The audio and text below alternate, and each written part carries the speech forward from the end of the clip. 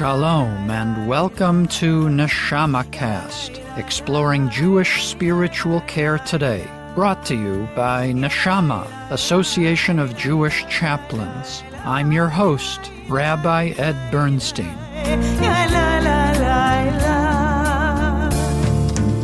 20 years ago, the southern United States experienced one of the worst natural disasters in U.S. history. Hurricane Katrina was a devastating Category 5 storm that made landfall on the Gulf Coast of the United States in late August 2005, causing widespread destruction and loss of life, particularly in Louisiana and Mississippi. For many of us who remember the event, the images of destruction in New Orleans in particular remain seared in our memories. In the last 20 years, we have experienced many devastating natural disasters, including the recent July 4th flood in central Texas and the January 2025 fires in Southern California that I discussed recently on the NeshamaCast with Rabbi Jason Weiner and Rabbi Shira Stern. Check our feed for that conversation. But even as our attention focuses on the latest crises, Hurricane Katrina was a seminal moment in U.S. history. It remains one of the costliest natural disasters in U.S. history, with estimated damages exceeding $161 billion and over 1,800 fatalities. Katrina galvanized important national conversations over many areas, such as climate change, environmental justice, infrastructure, the gap between rich and poor, as well as areas close to the heart of chaplains, such as responses to trauma and post-trauma. As we mark this milestone 20th anniversary of Hurricane Katrina, I'm very pleased to welcome to NeshamaCast my friend and colleague Rabbi Myrna Matsa as we record this conversation on August 3rd, 2025, corresponding to Tisha B'Av on the Jewish calendar. Rabbi Matsa has had a distinguished career and made significant contributions to the Jewish people and our broader community in a number of settings. Rabbi Matsa was ordained at the Jewish Theological Seminary and served as a congregational rabbi, both as senior rabbi in a small southern congregation and as an assistant in a large Midwestern synagogue. She earned a Doctor of Ministry degree, which brings together psychology and theology, and she is also a Board Certified Chaplain. Rabbi Matsa has worked in a variety of medical settings, hospice, psychiatric hospital, cancer hospital, and nursing homes. Our focus today will be on Rabbi Matsa's service some 2 decades ago as Rabbinic Pastoral Trauma Counselor for Hurricane Katrina Support in the New Orleans, Baton Rouge, and the Biloxi Gulfport region. Rabbi Matsa is now retired and resides in Los Angeles. She is a member of NAJC. Rabbi Matsa, welcome to NeshamaCast. It is such an honor to have you here. Thank you. It's an honor to be here. Rabbi Matsa, let's jump in, given this ominous anniversary, if you will, that we are marking this year. Where were you working on the eve of Hurricane Katrina in the summer of 2005? It was August 29th. I was at that time doing hospice work. I had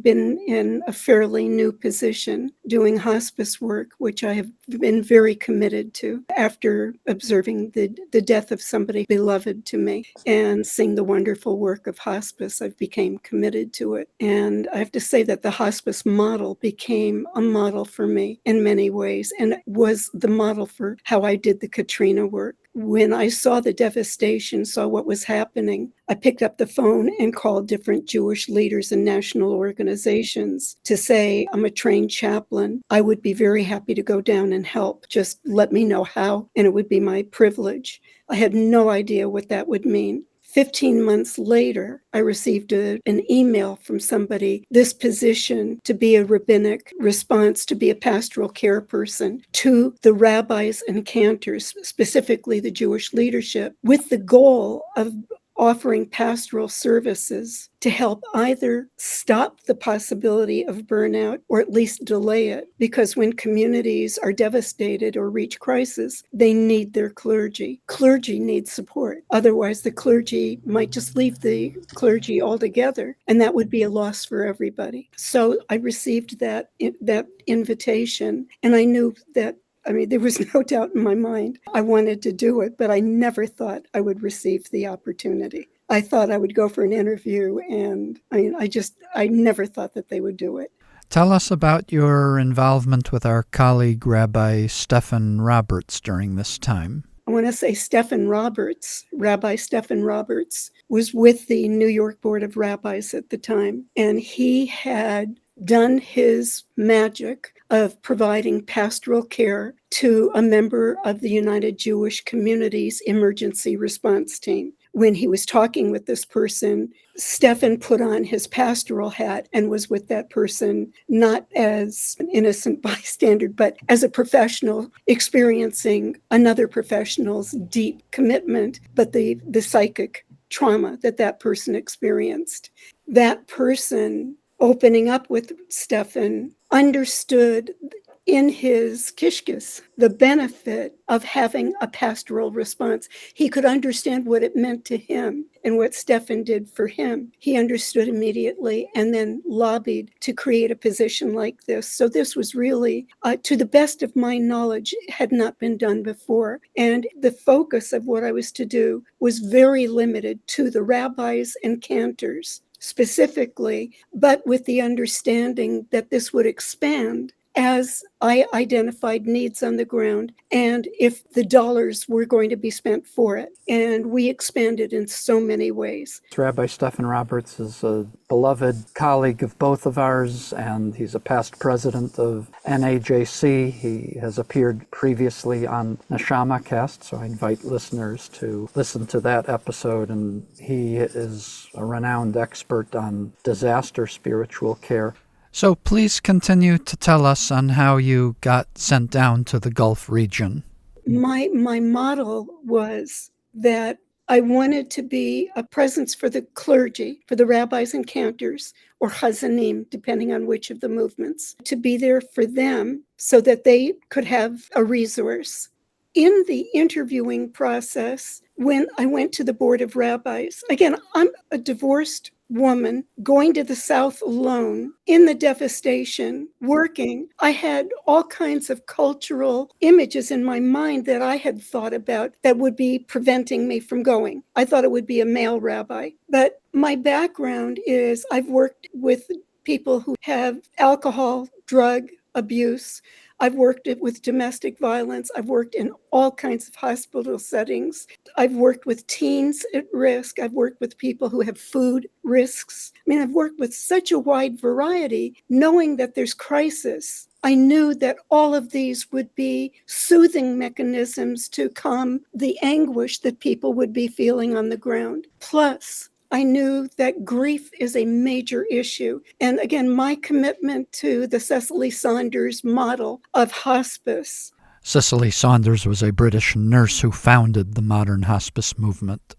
I was so strong, so firmly committed, especially because of my friend who died on hospice. So my model in being interviewed and when I went down there was to utilize all of that. So the interview was in the Board of Rabbis office. Rabbi Roberts was there, the head of the Board of Rabbis was there, and on a telephone, which was in the old days before Zoom, there was that telephone that was in the middle of the table with a voice coming from a distance. And that was one of the local rabbis who was down there whose community was devastated. And just like Rabbi Roberts did with the UJC person, I listened to this person and I completely forgot I was at the table. I completely lost track that it was an interview because I could hear his needs. And I responded. And I think that was really what opened the door for being able to do this.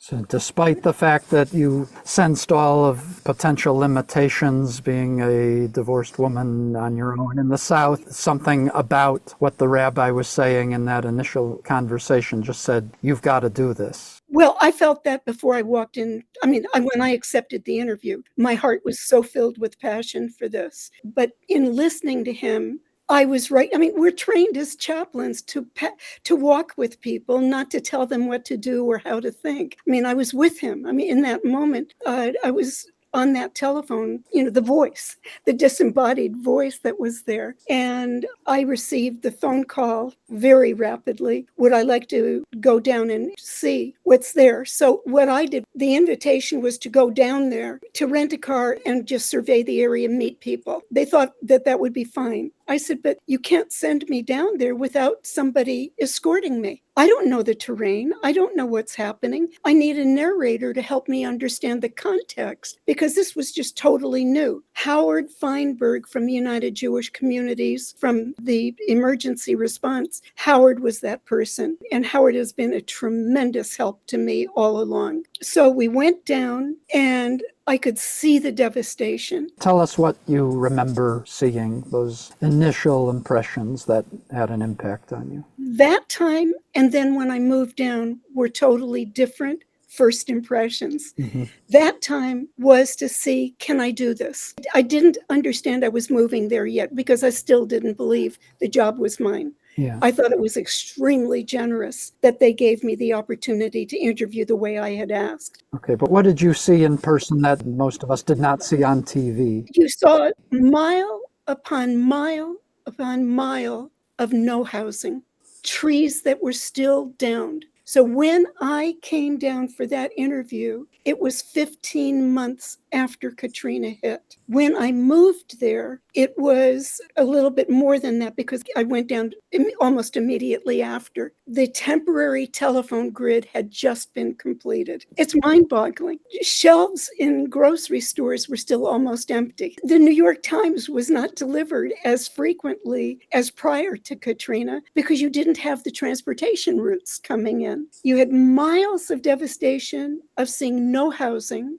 no street signs, the smells. I didn't know it at the time, but the smell was still the toxicity. Now I understand it because people helped me understand it. There are all kinds of oil plants and chemical plants. It's like you say, the oil plants, all of that, but also the buildings that had oil or gas in the buildings, the rain, the water, the Gulf, everything was a giant washing machine that picked up all of this stuff, carried it around, and like a washing machine, pummeled it, and then put it back down into the ground. So it was a mix of everything. The toxicity was so bad, you couldn't let a baby crawl on the ground. It wouldn't be dangerous for a baby. So when you think about the unidentified possibilities of even with early childhood development that was being changed because babies could not have some of their normative kinds of activities in that process. It altered life in so many significant ways. So coming down there, one of the things was, people would say to me, oh, go down, you go straight, and then you make a right turn, and where the library used to be. Well, I wasn't there. I don't have your shared history. So I was very dependent on my GPS. The GPS really gave me all this information. How great to have that technology. So one of the things that pops into my mind now that was part of my asking for the support that I needed so that I could do a good job was I knew that I needed to have supervision. And I recommend every one of our colleagues always have supervision because we have blind spots and supervision will help us. If we really want to be there for the people whom we're supposed to be helping, our supervision is really essential. The Board of Rabbis provided for me Reverend Will Ashley, who was exceptional. He was a Baptist minister who had been very knowledgeable in this work. And so I think Will and I spoke once a week. It was structured and his guidance was just tremendous. The other was Rabbi Lebo from the Jewish Theological Seminary. I asked him because he was somebody whom I respect so deeply, and his spiritual training for me was enormously important. And I had the opportunity to speak with him and learn from him once a month because his calendar was so full. But even once a month, it was better than not having him at all. So I needed the spiritual and I needed the other. The people from the Jewish Federation, when I asked for this, one person said, "Is this reasonable?" He said, "She's asking the right questions. This is what's needed." And that was somebody from Jewish Family Services. So I felt affirmed because my thought was, I've never done this before. I don't even know if I could deal with the smells. I mean, I was crazy. I was calling the Board of Rabbis regularly to say, thank you for giving me this opportunity. I mean, it was extraordinary. So in the interview, really interesting, another lesson that might be helpful to our colleagues. In the interview before being hired, they brought me together with all of the then rabbis in the New Orleans area. So I think they came also from other parts of Louisiana and were at this meeting. And at that meeting, one of the rabbis said to me, "So what are you going to do to fix this?" I have to tell you, my knee started shaking. I looked at Howard. I'm not a magic person. I do well working in collaboration. I am not the whiz kid who could do everything. And I looked at this rabbi, and I'm sure it was defensive. I mean, it scared the daylights out of me to hear that question. I said, "I can't fix anything." I said, "But what I can do is listen. I'm trained to listen. And maybe in how I respond to you or the ways I ask you to re-examine some of what you say, maybe that will help us come together to new understandings. And those new understandings might help you." Because again, in my model from my hospice work is my goal is to help the person with whom I'm working find inner strength, and their inner strength should carry them forward. I can't tell you what your inner strength is, but I can help you discover it. Mm-hmm. I can help you validate it. And evidently that was the right answer. But I have to tell you, colleagues, don't let people push you into thinking you have to resolve their issues. We don't have to. Yeah, to the extent that you can, Rabbi Matsa, what were some of the issues that the rabbis on the ground were dealing with that they came to you saying, "I need help processing this, I am feeling stuck"? How did you help them along the way? They didn't do that. That was the goal. That was the purpose. And because we all understood that there would be resistance, what I did was I had my calendar and I made appointments and I would visit everybody. And I visited them on a rotating basis and let them develop a relationship with me so that they could see that maybe she really is somebody with whom I can talk. The thing that was really wonderful, the Reform movement had supported their clergy by guaranteeing their salaries for 2 years. Their clergy could move their loved ones out of town so that they were safe. And when their clergy came into town to be responsive to the people who had evacuated and then were moving back into town, they were able to do their job without worrying about their own families. They knew that their people were supported. The other two movements came on board with different ways of supporting their people in different ways. But I think what the Reform did was really a model for all of us to look at. So I developed those relationships. What I also did, because I wanted to understand what's happening, I interviewed everywhere that I went, the grocery store, the restaurant, the place where my car was being maintained. Wherever I went, I asked people, "What's your story?" Because I needed to understand, because I knew that the rabbis and the cantors were working in that environment. I needed to understand what were the pulses that they were dealing with. And again, that's from the hospice model. If you understand the context that the patient in the bed is living with, then you're able to deal with the influences and the needs in the bed differently. And my curiosity always was there. I met people at the universities. I met people in the different religious traditions. I went to City Hall. I went to the military, all of these things, to meet everybody. And so one of the things that I think we need to understand is what the UJC and the federation system did at my point in helping, is they were partners in a system that collaborated with all kinds of services that met with regularity at the national, local, and state levels to figure out what the needs on the ground were so that they could figure out where to draw on help from different parts of the country. So everybody knows that, like the people you were saying, the floods in Texas, they can't help themselves. They've been devastated. But if we understand what the devastation was, well, maybe somebody in the state of Washington has supplies that could be helpful. Maybe somebody has planes that could fly into an area and take people who need hospitals at a distance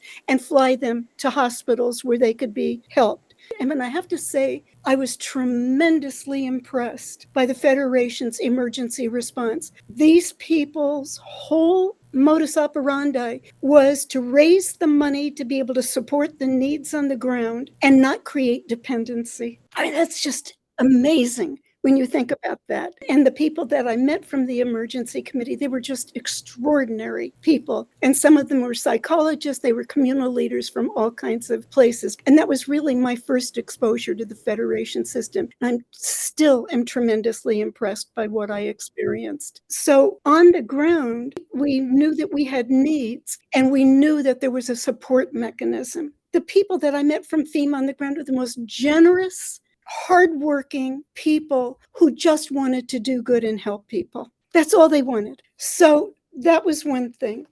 A particular crisis that you were facing was the potential burnout of all of the clergy in the region in their care for their congregations. How did you take on that issue?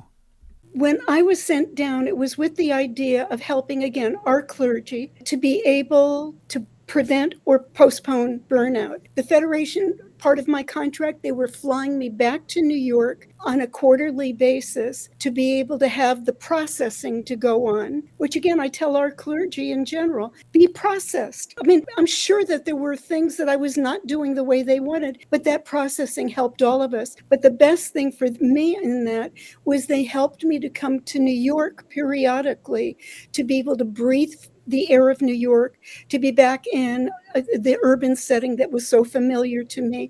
I could be with my children because they flew in to be near me. I could have those things. And I talked with the people who were management, who were trying to understand what this relationship was. So the support that I needed to help delay my burnout there were lots of good supports. So one of the things that I learned from one of the Lutheran ministers a couple of years later, when most of us had left the coast, and I maintained relationships with most of these ministers and the imam, I did not know that I broke the mold. How so? What was the mold before and how did you break? Silos. Yeah, tell us about Each religious tradition would be there, supported by their tradition, and that's all that they worked in. Now, I'm with the Jewish community. Jewish communities always are inside a bigger community. We're so small. We can't, to be in a silo is to be cut off. I just couldn't do that. And I needed to build relationships in the broader arena. So I developed relationships with clergy. How did you do that? Selfishly, I needed to have the support. I needed to know where my fellow colleagues were coming from, what they're doing and how they're doing their job. Because again, all of this is new to me and to my people who sent me. So what I did, because I needed it, again, I keep kosher. I can't eat the catfish that was plentiful at the grocery stores. There were so many needs that I had that I needed to have partnerships. I needed to have support. I rented a home and I pulled out my linen and put a tablecloth on the table. And I've got all my boxes, stuff was shipped from New York. I rented a 3-bedroom house, which cost much less than the 1-bedroom apartment in New York. I had clergy colleagues come, and we met on a frequent basis. I could not eat in their homes. I could not go to restaurants. There was just no way I could eat in the restaurants because of the kashrut issues. So I did all of the food, which for me was wonderful because the mother in me, I'm away from my children, so I can mother somebody. And I could also entertain, have a tablecloth. With all the devastation, restaurants didn't have tablecloths. You were lucky to not have plastic. I mean, the paper, all throwaway stuff. So the colleagues loved it because we all came together. There was some sense of normal. And it broke down some of the barriers and the frequency of us doing this. And we shared, each of us talked about our things. So we had a therapy group amongst ourselves. We developed such an esprit de corps. And what I learned from this Lutheran minister who was then working in the Lutheran system in the Chicago hospital system years later, he said, you don't realize we never talked to each other before. We never had relationships. He said, but you needed it and you created the opportunity, and that changed how emergency response came aboard in working with people. You developed a close working relationship with a general in the U.S. National Guard. Tell us about that relationship. Again, the Federation system early on came down. They examined the coast, and I think Howard Feinberg was one of the people who did this, along with the emergency people, to understand what the needs on the ground were and how to move Jewish community to outlying areas, because the good part of a hurricane, if there's anything good, is you have some advance notice of where might be a safe way to relocate people. And so in relocating people to hopefully safe areas, one of the things, they met General Joe Spraggins, who became one of my buddies. He's Baptist. What do I know about the military? I mean, good heavens. But he said to them, when Federation came down, have mental health workers help with mental health. Well, UJC responded beautifully to that. I mean, again, I'm so impressed with the UJC and how they did it. I said to Howard, because we had another hurricane coming in, and my children were divided. One of my children said, get out of town. Don't be there for the hurricane. And my other son said, wow, you could stay and do more. I mean, I had no idea. So Howard said, go see General Spraggins and ask him how, when you leave town, how are you able to re-enter? Because you're going to need to have special identification. So I went to see General Spraggins, and I have to tell you, living in Gulfport, Mississippi at that point, I mean, you're 5 minutes away from everything that you need to do. It's such a small town. I was not going to be late. I was so intimidated over meeting this man. My shoes were polished. Everything was washed and ironed.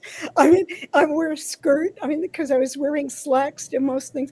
I didn't know what his frame of reference was, but I didn't want a barrier on any level. I'm waiting outside for at least 15 minutes early, and I've got everything I need. And I go in and I meet this gentleman who has a smile that is just the most beautiful, sweet, engaging smile. And when I told him what my concern was, his immediate response was he was so impressed by Federation system because they funded mental health everywhere. And my job was mental health. And I worked with the mental health organizations, everything. General Spraggins said to me, I'll give you what you need to be able to re-enter. And he said, I want all my chaplains to have this. And what that triggered in me was a red flag went up. I don't want people proselytizing vulnerable people. So this had to be done safely. So I said to him, General Spraggins, I'm kind of worried. I said, I hear what you're saying.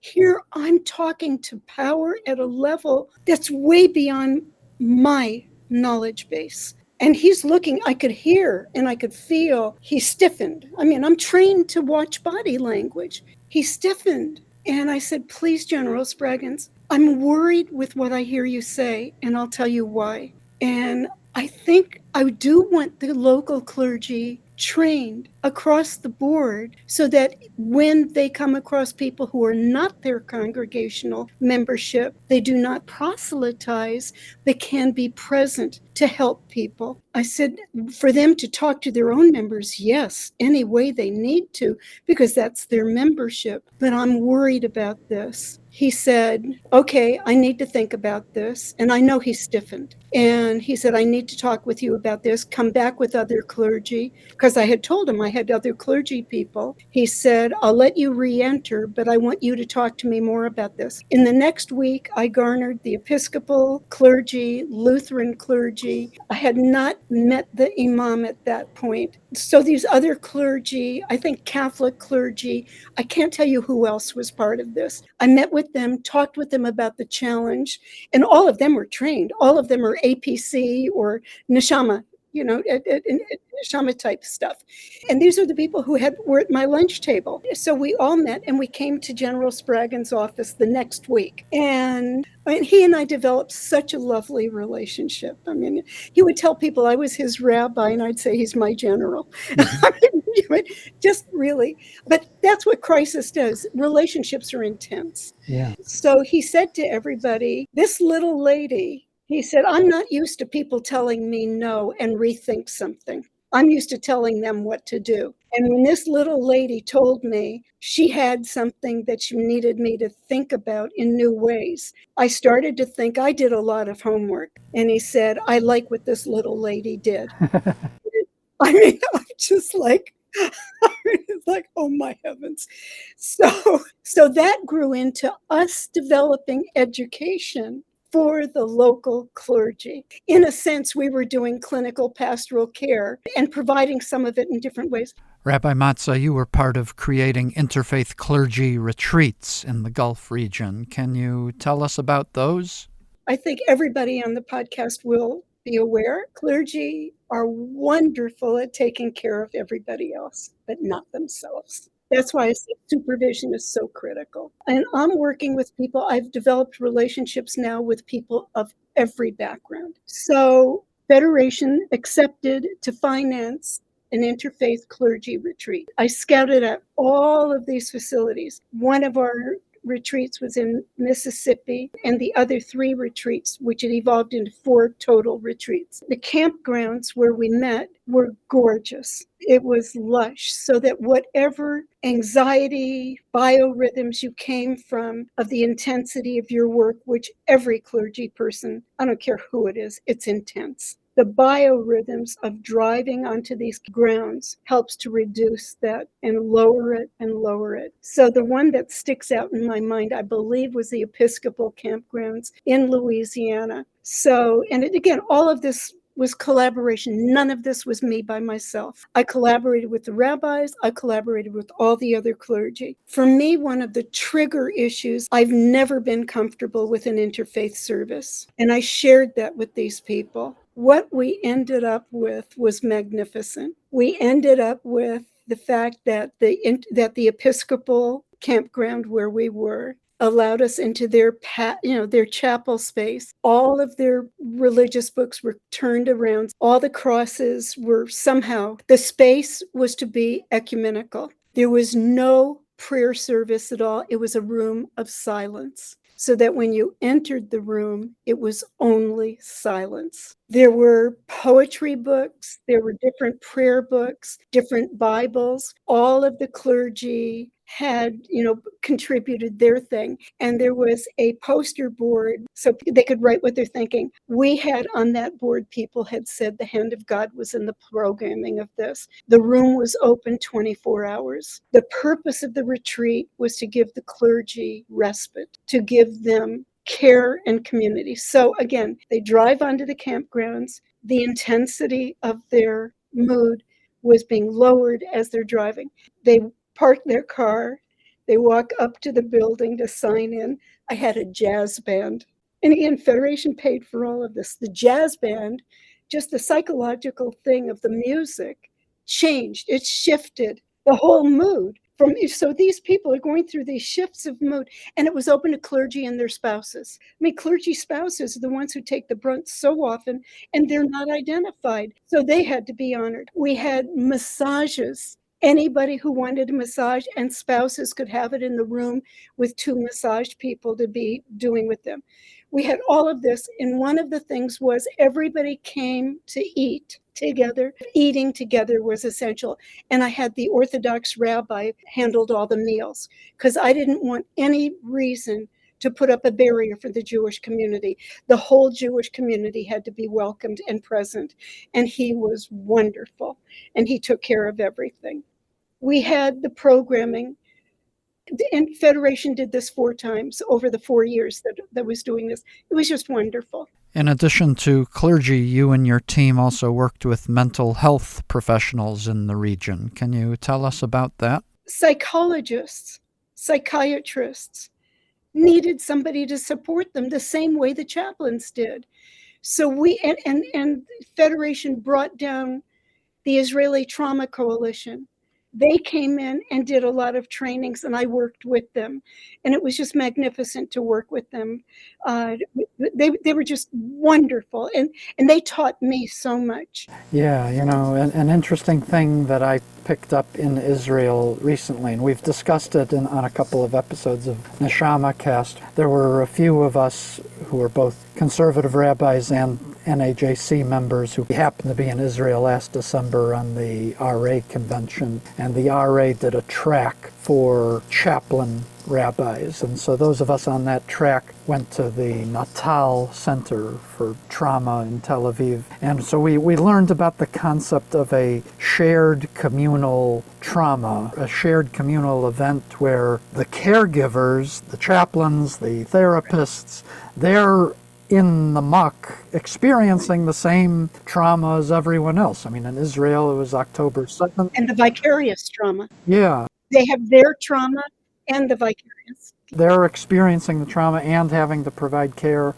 for everyone else and having the vicarious trauma. And you were there for them to help them process. From the Israeli Trauma Coalition, I didn't create this, is that what you want to do is help community hear each other. So one of the methods of doing it is bringing disparate people together. And if there are people who have friendships, separate them at the meeting so that they meet new people, but they speak in their voice at this meeting about the issues that they're dealing with so that they could hear each other. And the resilience work is helping. And what they used was Play-Doh. I mean, this was miraculous. Play-Doh. In the first time with Play-Doh, was what was the devastation. The second time with the same Play-Doh is build the resilience. It cuts through all the barriers. Tell us about the Bay St. Louis hairdressers story. When we were interviewing the people in Bay St. Louis, how do we help people? One of the things was teaching hairdressers. So we had to provide the pastoral care to the hairdressers and then trained them in how to listen to the people in the chair, the barber and the hairdresser, how to listen to the person in the chair. 2 things, how to listen to them and then how to identify who might be at risk for needing more care and helping to connect them to the care that they'll need. I mean, it was just across the board like that, helping people have an inner voice, build community. The Federation system gave this money not to create dependency, but to help people grow and create an independence while they're learning new strengths. Are there any other stories of resilience that stand out? Stories of situations of people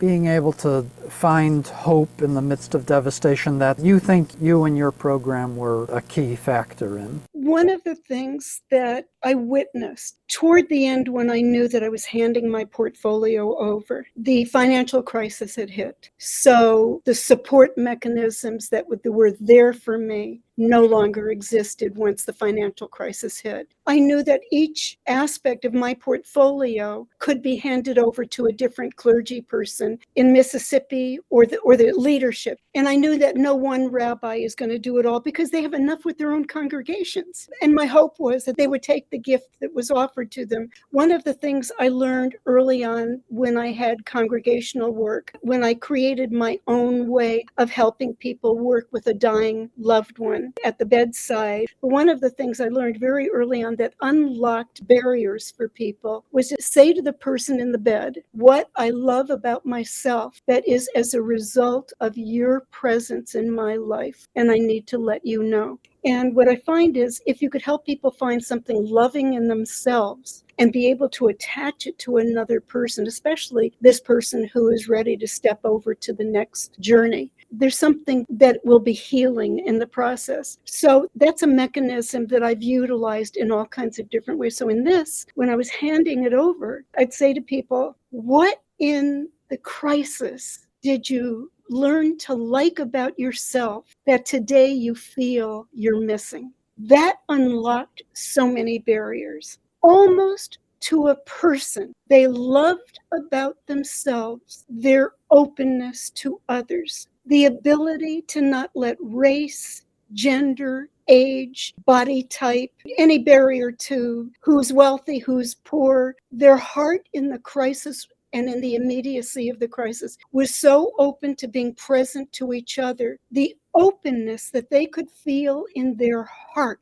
is what they missed as it ebbed away into things becoming, quote, more normal. And so what I tried to do in handing over the portfolio was to help them use in their model that loving self and how to go forward and how to open that up to become something more present. And when it comes back to me is in Breshit, when we're told it's not good for the human being to be alone. If anything, every aspect that of what we have is to be there with and for each other. I just think that, and for me, when I think of Kedoshim Tihiyu Ki Kadosh Ani Adonai Elohechem, you shall be holy because I, the Lord your God, am holy. What is it? The openness of that, I think, is ahava. Love. We're open through love, not through constricting. Love is open. That holiness is open. We're connected to each other. So what I see in this is that lovingness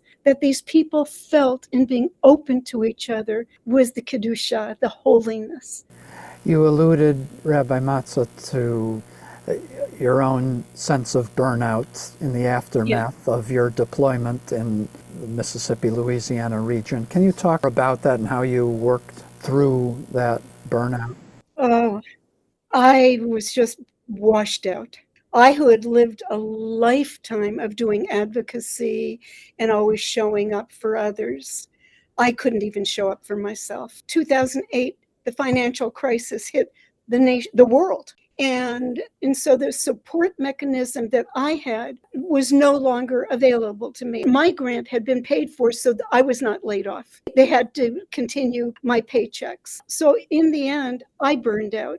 And my burnout, it took me 8, 9, 10 years to recover from that burnout. And now I feel it, with therapy to help me process all of that. And again, not for 1 minute do I resent doing the work. I loved every minute of it. I loved what I was doing.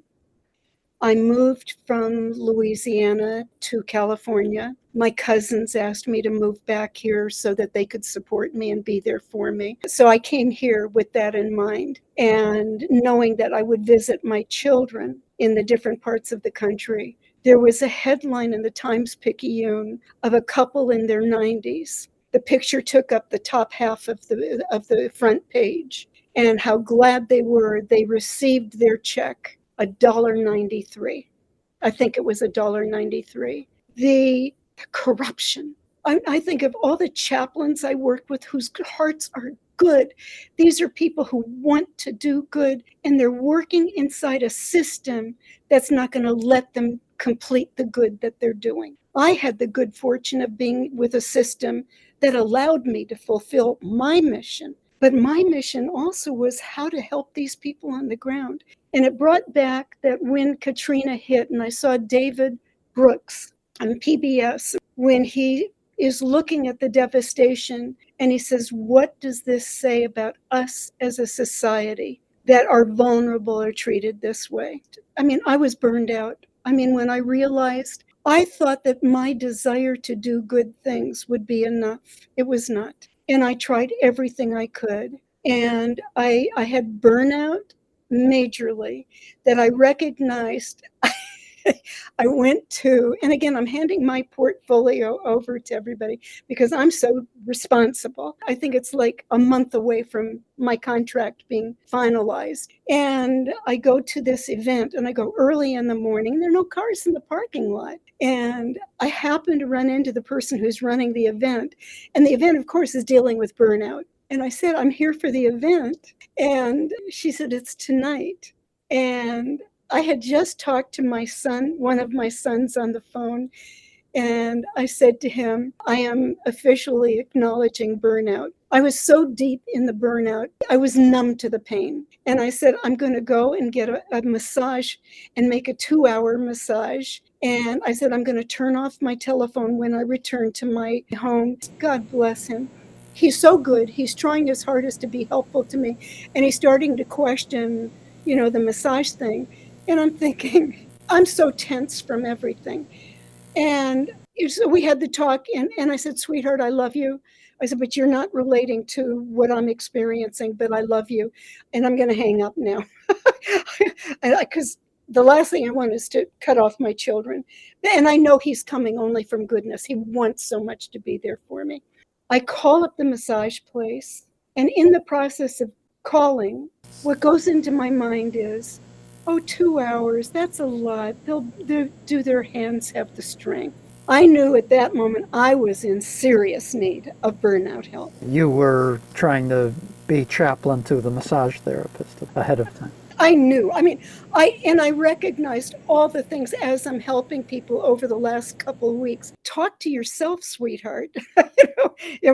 Somewhere in the way. And I think I attribute this to Stephan. When you point the finger at somebody, there are 3 other fingers pointing back at you. Mm-hmm. And all of those fingers, when I'm pointing the finger, dealing with burnout, and I'm trying to help people. I mean, I'm saying to myself, sweetheart, speak to yourself too. I recognized, but I had not affirmed. At this point, I affirmed. Mm-hmm. But the pain was so thick, so deep. And I did have the massage. I did start the process, and good therapy since. Having good therapy is just the most wonderful gift to be able to do these things. But I learned so much. And so part of this talking with you is if I could be helpful to our colleagues, it's my pleasure and my privilege. Would you characterize some of what you've gone through recently as post-traumatic growth? Yes. Can you say more about that? I'm now at a point where in my retirement, I'm actually doing some caregiving now again, whereas I wasn't before. I'm a member of 3 different congregations right now, and a Reform congregation that came together to create High Village for people in my age group who want to age in place and come together and do helpful things with and for each other. And an Orthodox congregation, which was tremendously helpful to me during my surgery. And the senior rabbi, is just one of the most extraordinary human beings. And Ikar, which almost anybody on this will know, all the rabbis at Ikar are just models for the world. I don't have the physical strength anymore to do Chevra Kadisha. My eyesight is limited. I can't read the script anymore, but I can be a pastoral presence. And where they feel that I could help congregants, they're going to place me to be there. And so I have not done that before. I've not felt ready. So I feel the gift. And when you did this, when you opened this up, honestly, I thought he's calling me. I mean, I haven't thought about this stuff in all this time, but I loved the work. I just loved it. Joe Potasnik, I think I have to. I mean, he's the head of the Board of Rabbis. I don't think I gave his name before. So I have to give him credit too for being the head. We're about to start the month of Elul, and it's the on-ramp to the high holiday season. I'm wondering what Torah you're thinking about now in light of looking back on your career and looking back on this particular chapter of your career 20 years ago. What from our tradition is speaking to you right now? Rabbi Cook, Abraham Isaac Cook. in his Lights of Repentance, offers us a clergy model, a chaplaincy model for peeling away the layers of resistance or denial and reaching to the core of who we are. And I feel very strongly that reaching to the core of, and this is Levinas also in his work, once you reach the core of who you are, it opens you to the core of love and goodness. And all the defenses that cover up that core of goodness are social defenses learned from infancy moving forward. But in Lights of Repentance, it's the ways of helping to peel back those. And I think it's very similar to what those people felt in the crisis, that the defenses were peeled away when we shared our vulnerability in the crisis. That's why my signature in my email is the seeds of recovery are found in the crisis. It's how you respond to the recovery. If you respond to it with careful and loving attention, you're going to create a different environment. But if it's harsh, critical, judgmental, you're not going to have the same kind of recovery. I think what we want is in the month of Elul, peel away for each of us the defenses that prevent us from finding who we are at the core. And I think and I feel that what I learned from Levinas is that when you reach that core, you can never, ever again tolerate injustice, insensitivity, uncaring, or the abuses that separate us from each other. But we want to find the ways that help us bridge and find pathways with and to each other. That's so powerful. Thank you, Rabbi Myrna Matsa, for taking the time to be on the NeshamaCast. I want to offer a blessing to you for good health, for a fulfilling and restorative retirement that provides blessing and meaning and purpose in all that you do. And as much as you want to continue to support people, I hope you get to have the opportunity to do that as long as you take care of yourself. I've known you for many years. Full disclosure, for a brief time, you were once my congregant, right? at Bethel in New Rochelle, 25 years ago about, and I've always known at your core is goodness and compassion and kindness. So thank you for teaching me. Thank you for sharing your career's worth of wisdom with our NeshamaCast audience. And I wish you many blessings going forward. Thank you. Thank you. Shana Tova. Thank you. Shana Tova. And now let's meet a rabbi who was serving a New Orleans community during the time of Katrina, who experienced Rabbi Matsa's service to the community. I'm Rabbi Theodore Lichtenfeld. I was ordained from JTS in 2001. I'm currently a chaplain with the Visiting Nurse Association of New Jersey, hospice chaplain, a member of the NAJC. I was the conservative rabbi in New Orleans, specifically at the synagogue Shir Hadash in Metairie, Louisiana, in Jefferson Parish at the time of Hurricane Katrina. We had just moved. I had just gotten that job, and neither my wife or I had ever lived in the South. It was a big deal that we were moving to New Orleans, and I started the job a month before Hurricane Katrina, August 1st, I think. There was this hurricane alert. We had never really had experience with that, and there was going to be a hurricane evacuation, and people told us that basically we were going to be away for 3 days. There might be a little bit of that. We come home, might be a little bit of damage, and that would be that. But this time, obviously, that wasn't the case. Miriam was pregnant with my second child, with Ari, and she was scheduled to give birth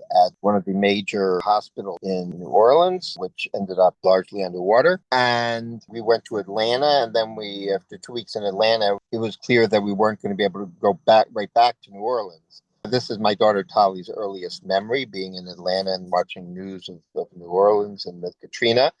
And, the first night, it seemed like everything was okay. And then the levees burst the second day. Then that was when the disaster really, really occurred. And so we went to my in-laws in New Jersey. We had congregants who had really lost their home. We had congregants with crazy stories of swimming through all sorts of water to get out. We had one story where we had one family where they had their baby, and they had just had a newborn baby who had some issues and had to stay in the hospital for a little bit.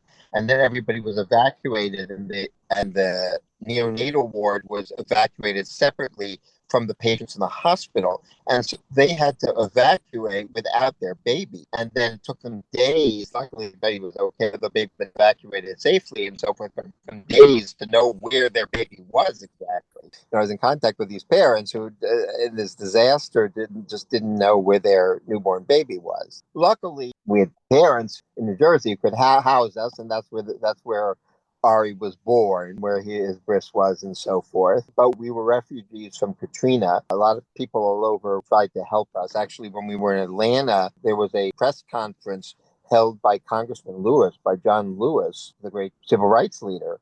And I and a lot of other clergy were there behind him as he spoke about the situation and about the response to this disaster. That was a big honor. Luckily, we weren't in such bad shape, but it was traumatic. Since Miriam was pregnant and she wasn't feeling so well during that pregnancy, it was really hard for me to leave New Jersey. And so we ended up doing was Rosh Hashanah in Houston, where a lot of the exiles from our community were.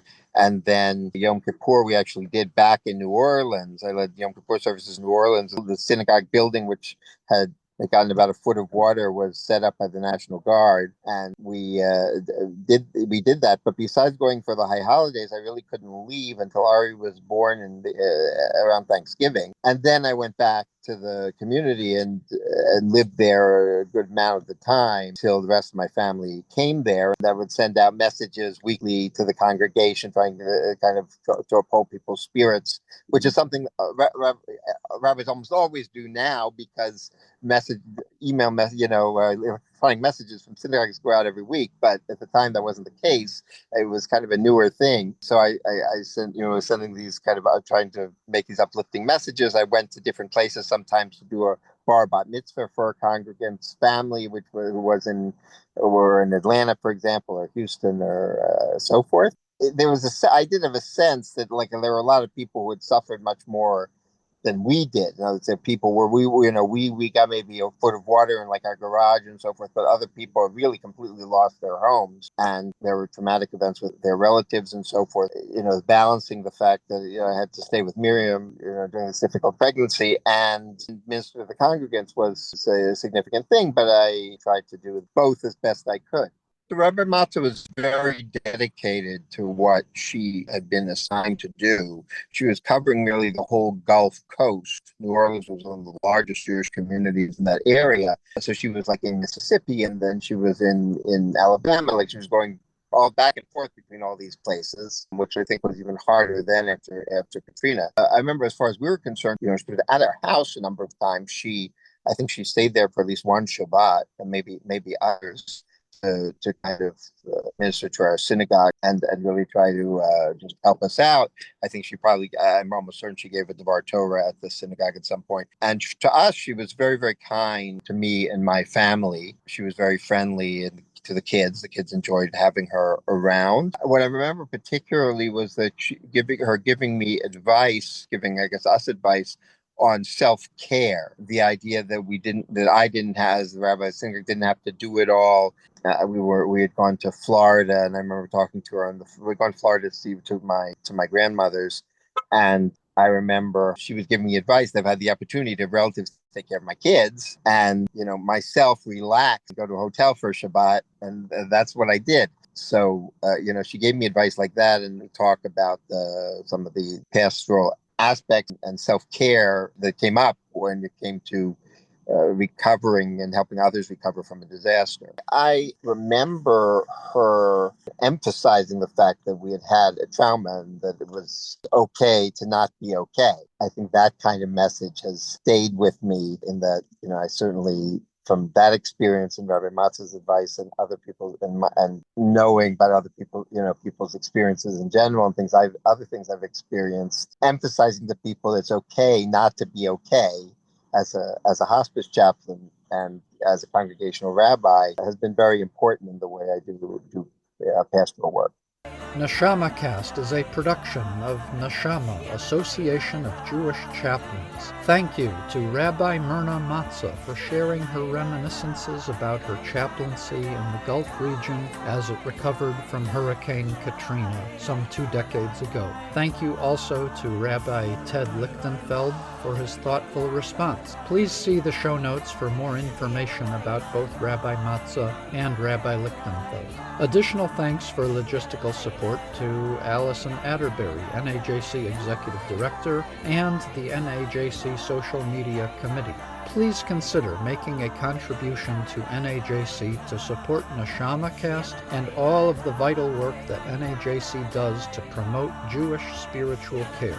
We're seeking to upgrade our production process and welcome generous gifts for this purpose. We also welcome sponsorship from institutions where NAJC chaplains work. Please write to me at NeshamaCast@gmail.com to discuss a gift or sponsorship opportunity, or click on the link in the show notes to donate. A transcript for this episode is available automatically in the Apple Podcasts app. Our theme music is a nigun for Ki'anu Amecha, written and performed by Reb Cantor Lisa Levine. Please help others find the show by rating and reviewing the show on Apple Podcasts or other podcast portals. We welcome comments and suggestions for future programming at NeshamaCast@gmail.com. And be sure to follow NAJC on Facebook to learn more about Jewish spiritual care happening in our communities. May we all work together to heal our world.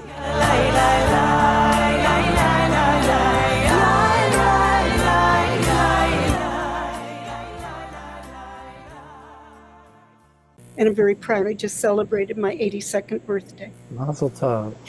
So